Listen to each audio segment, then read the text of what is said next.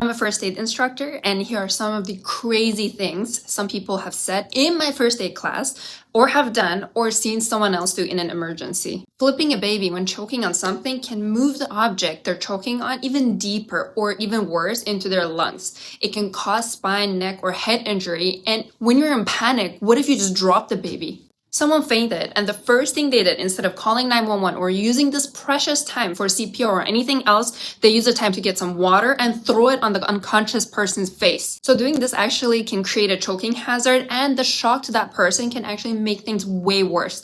And not only you didn't do anything, the whole time you just wasted a whole bunch of time.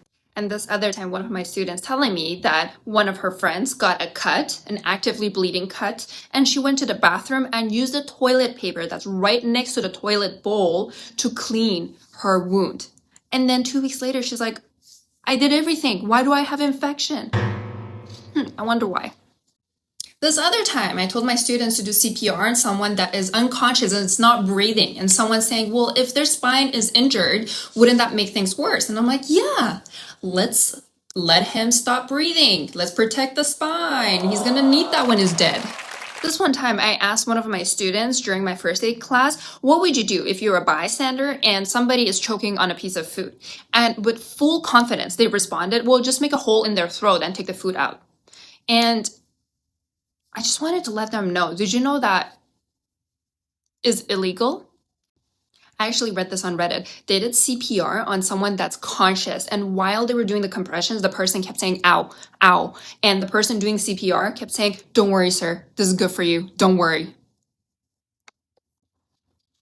You know, I think they're all crazy, but one thing that's extremely crazy to me is someone's having a life-threatening bleeding in their throat.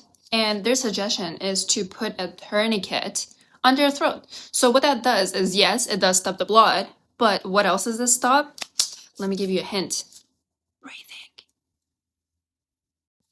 This one I actually see all the time. When someone's choking, right away they take a cup of water and they're like, here, drink some water. You know what that does is the water can actually go to your lungs when you're trying to cough and trying to clear your throat, or they just choke even harder.